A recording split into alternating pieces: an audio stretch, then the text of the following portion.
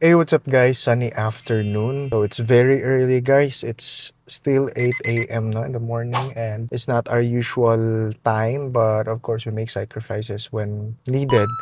So karon on the way ta sa Mualboal kay ang atong team kinapoy ta oranan diri sa area. Magtaod po sila og signage. So kita kay maghatod lang ta, mag-deliver ta og advertising materials po sa Mualboal again. So kuan kayo kanang short notice, but of course client nato, special client, VIP nato ang client, so we have to deliver the materials within the day gyud kay gamiton la tomorrow. Though we're very jam packed today kay tomorrow is our Christmas party, so tomorrow half day rata, so dili ta ka biyahe-biyahe. So right now I think wala tay choice but to do it. Ako dapat mohatod karon, and then so actually ako ra usa. I think I'll just pick one no sa mga immersion nato. Then yeah, it's a sunny morning. So it's a good day. Let's go. Good morning. Good morning. Guys, grabe kay kabisi atong mga staff guys. Tawa. Example lang kabisi. Oh, so medyo busy kita karon guys. And other na to nga mga immersions kay mas babaw. Anong gamandar man ning usa? Ha? So guys, natay dao guys, no. Kuyog na to usa ka immersion. Round sa pangalan mo? Janloy. Si Janloy. So guys, kuyugi mi ninyo no maghatod ta og advertising material sa Mualboal. Let's go.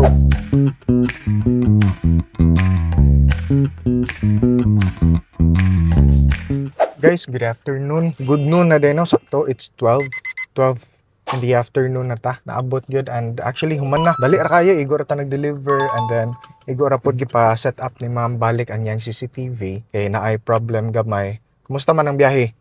Okay ra. Goods. So actually, 2 hours kapin ang atong biyahe, or almost 2 hours, no? Or mga 2 hours good siguro. Kaya nagikan ta mga 10 kapin. And then, wala nga kuhan, abot ta diri mga 12. So right in time, lunch time na to. And yeah, balik na punta sa Dalagit kay magtaod ta later og signage. And then, need pod nato to siya i-check pod ang quality sa signage ato itaod later. So guys, we're here sa Mualboal. Nata sa X-Spot. So, we'll update you guys and see you guys later. Hey, what's up guys? Good afternoon. We're here again sa Dalagit. Nagikan tag Mualboal ganiha, and nag-deliver ata dito og advertising materials sa atong VIP client, and then balik dito diri kay magtaod ta og signage karon. So, it's almost 4 o'clock na no, or bago pa din nag 3. So, atong i-check nga to ang signage nga gi-fabricate karon guys. Tara.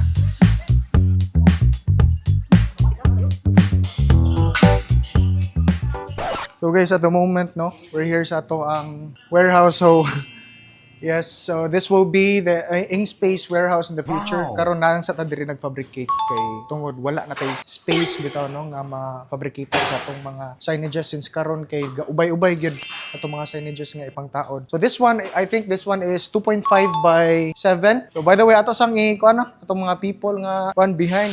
O tara si Janelle. So, fabricate ta karon. I think mataod ni later. So, make sure lang sa agyod ni Janelle na perfect ang pagkabira. Oh, guys, oh. Paminaw. Yun. Dili na siya guys. Dili na siya huyang, no? Dili na siya bakla, dili na siya huyang. Oh. Gahi, oh. Oh, pasikat. Oh, nagpapasikat ka sa akin. So yeah, I think mahuman na siya after an hour siguro, no? Kay late notice na siya, and then prepare na punta for tomorrow. Adto ta sa atong Shine Master office kadiyot. Check nato kung unsa lang gipabuhat regarding sa atong Christmas party tomorrow. So, yeah, see you guys. Guys, good evening guys. On the way ta karon sa atong tawranan og signage. Say hi sa miss me. Guys, magdaon na ta sa signage sa atong customer. Nihangyo sa customer nga evening na daw itaon para ting close nila dili na kayo busy lang store bitaw. Okay, ang business ani guys is kuan siya, lechon manok, no? Ang iyang business. So basically, si sir kay ganahan siya ngayang business ay ang lechon manokan is maklaro bitaw siya mga customers kay most of the time daw dili daw makita sa customers kung asa siya nga lechon manokan. So since karon kay naa may tulo tulo ka competition sa same industry lang nga business, lechon manok kan. So maglibog sila kung asa magyud ang ilahang brand. So karon dako kayo ang katabang gyud ani nga signage kay makita nila nga mao gyud ni nga brand ang ilang ganahan gipangita bitaw. So ato nang gikarga, so we have our business no na L300, right?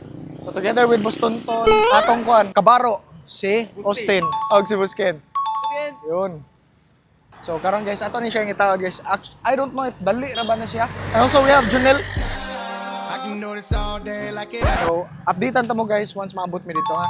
See you guys. So guys, we're here na sa location no, ni client. So makita ninyo guys, lahi ra gyud, walay name, walay sign ang atong business no. Pero guys, mind you, very important kayo ang atong brand name or atong branding sa business. Karon wala sila nya sa unahan, ma-confuse ang mga customer kay sa unahan na sila kompetensya nga manukan gyapon. So if you're the customer and wala ka kibaw nga unsay name nila, so ma-confuse jud ka. It's either mo ato ka dito mo palit, di ba? So it's better gyud to install signs sa imong business, at least mailahan ka nga na kay brand no, pa-build po ng trust sa imong client. So karon guys, naatay mo na siya ang atong ibutang para sa highway no, para makita nila both sides going south and kani siya going sa city. Kani nga part going sa city na siya diha nga part. So highway kita, main highway, munisipyo sa Dalaguete, Cebu. Munisipyo siya, and then duha ni ka sign, usa ka para highway and then usa pod para sa dako nga atubangan. This is a 2.5 by 7 lighted UV printed no panaflex siya. So si client yun, very wise jud kay siya guys kay ni opted gid siya sa tong pinaka gahi effect nga signage which is ang UV printed. And then panaflex po siya lighted. Very kuan kay guys wise kay no, even though moingon ta nga lechon manok kan na siya, but you can see nga mga big brands sa mga lechon manok kay naagid sila big nga mga signages ug hayag jud kayo. So karon guys, ako lang ipakita ninyo kung giunsa na mo paghimo ang kaning mga signages nam para makita po ninyo kung unsay kalig-on ug unsa pud nga mga materials atong ginagamit. So ako lang ipakita diri sa video.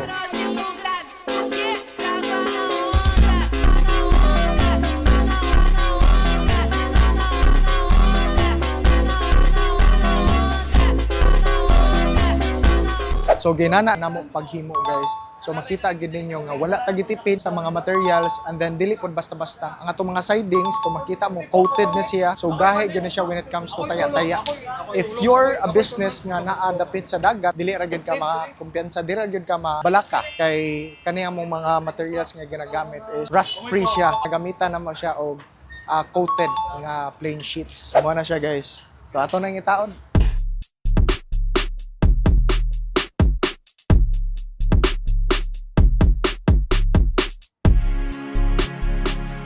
So guys, good as nyo. So we're done. We're done with installing both signages. Ang highway, circle 2x2, and then 2.5 by 7 na UV printed na panaflex, na lighted signage. So makita ninyo difference guys, no? Nakaroon, sihag na gid ka siya, makita na gid kayo siya, and then dili na siya confusing sa mga customers nato. Walk around ta guys, walk around ta. Yo! So guys, if you want your business to be recognized and if you want to increase your sales in your business, you know where to go. Ainspace.